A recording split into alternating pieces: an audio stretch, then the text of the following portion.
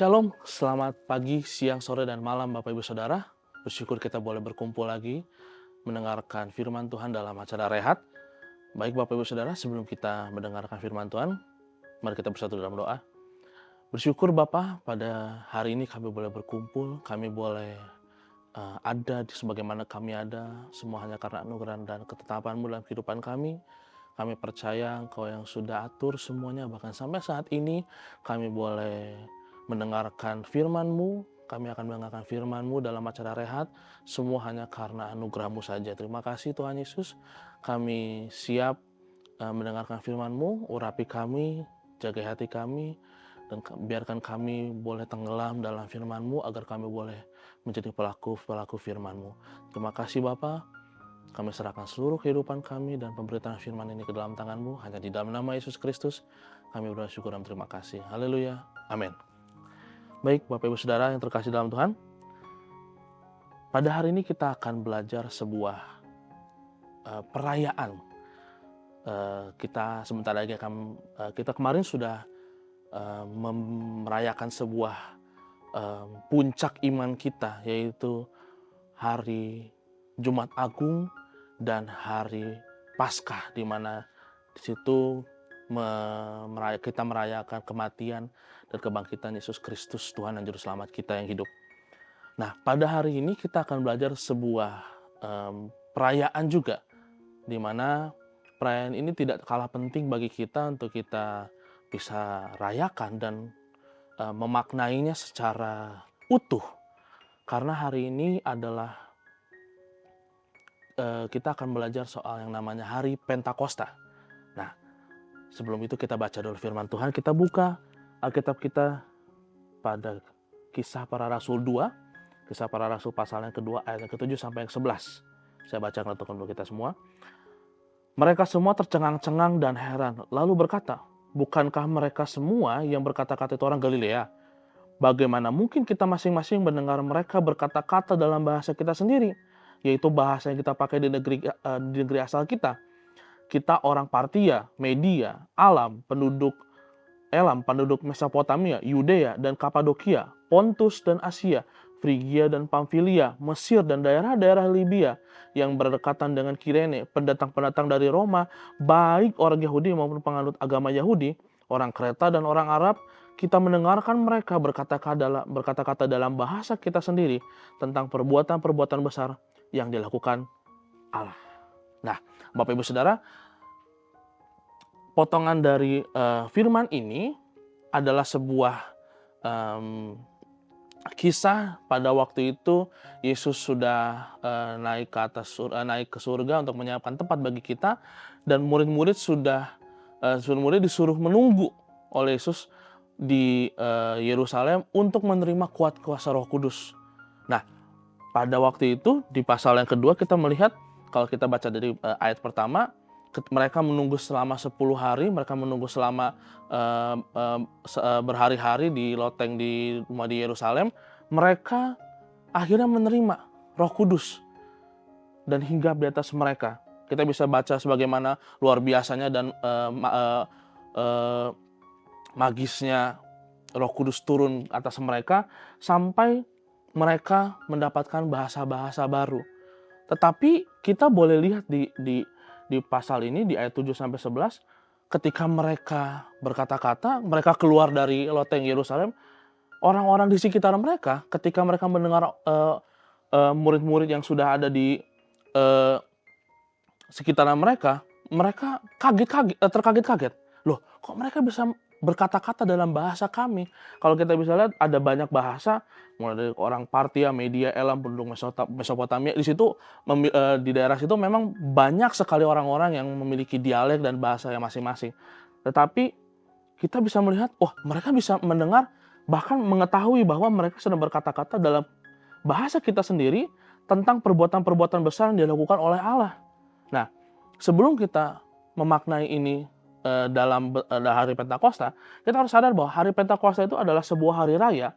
Hari raya apa? Hari raya pemanenan selama 49 hari, atau kalau kita lihat di Keluaran, di Bilangan, di Ulangan, sejarah hari Pentakosta adalah sebuah hari raya pemanenan selama 49 hari atau 7 minggu. Dan perayaan besar perayaan ini akhirnya dirayakan di hari yang ke-50 untuk memberitakan kabar gembira dan besar kepada semua orang. Kalau kita bisa lihat di Ulangan 16 ayat 9 sampai 10, 7 minggu harus kau hitung. Pada waktu orang mulai menyabit gandum yang belum dituai, haruslah engkau memulai menghitung 7 minggu.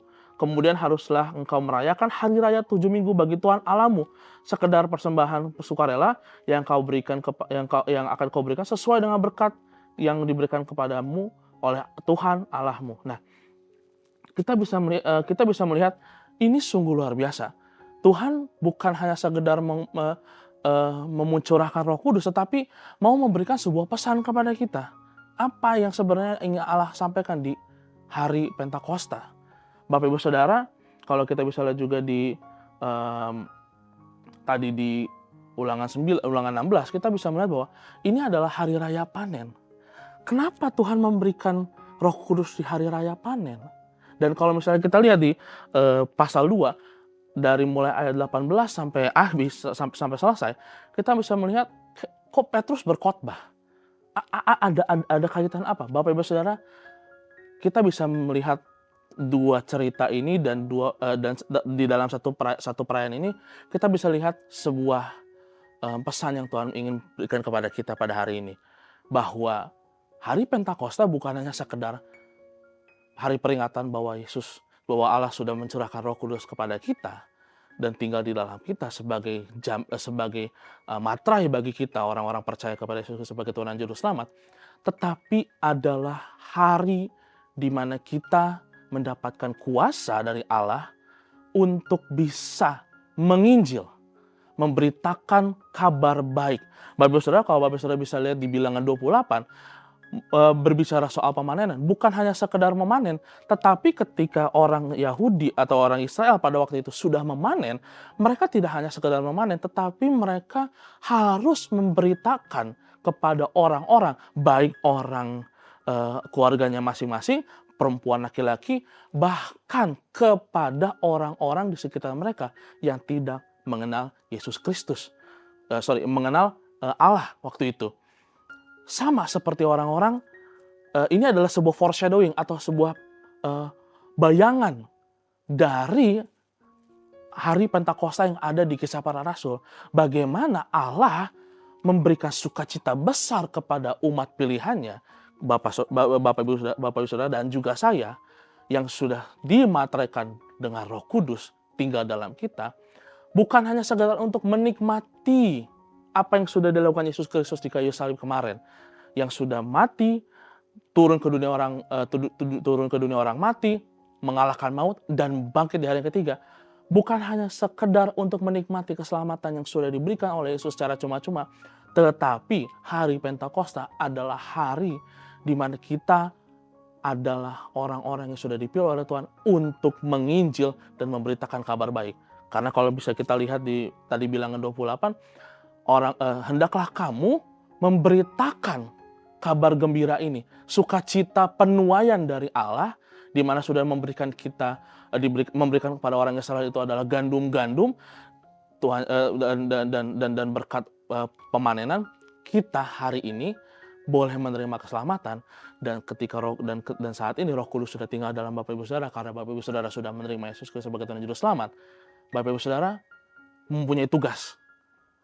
Saya dan Bapak Ibu Saudara bukan hanya pendeta, bukan hanya Bapak Gembala, bukan hanya majelis, tetapi Bapak Ibu Saudara dan saya mempunyai tugas yang kita akan baca di ayat yang terakhir, yaitu di Matius pasal yang ke-28. Matius pasal yang ke-28 ayatnya yang ke-19 dan 20. Kita baca 18. Yesus mendekati mereka dan berkata, "Kepadaku telah diberikan segala kuasa di sorga dan di bumi. Karena itu pergilah, tidak ada disuruh pendeta saja, atau majelis gereja, atau pengerja, tapi semua orang." Kita bisa lihat, apakah ada imam di tengah-tengah murid Yesus pada waktu itu? Tidak ada. Bahkan imam-imam Yahudi malah adalah orang-orang yang memenjarakan dan bahkan mengeksekusi Yesus. Tetapi Yesus ingin kita semua, umat pilihannya. Kepadaku telah diberikan segala kuasa di sorga dan di bumi. Karena itu pergilah, jadikanlah semua bangsa muridku, dan baptislah mereka dalam nama Bapa, Anak, dan Roh Kudus. dan ajarlah mereka melakukan segala sesuatu yang telah kuperintahkan kepadamu. Dan ketahuilah, ini yang menjadi jaminan bagi kita Bapak Ibu Saudara. Ketika kita memberitakan firman kepada Tuhan, memberitakan firman Tuhan, dan memberitakan kematian, kebangkitan, dan kenaikan Yesus Kristus kepada orang lain, aku menyertai kamu senantiasa sampai kepada akhir zaman. Bapak Ibu Saudara, inilah perenungan kita dan harus kita lakukan sebagaimana kita adalah umat-umat yang sudah dipilih oleh Allah untuk memberitakan kabar baik itu. Selamat menginjil, Tuhan Yesus memberkati.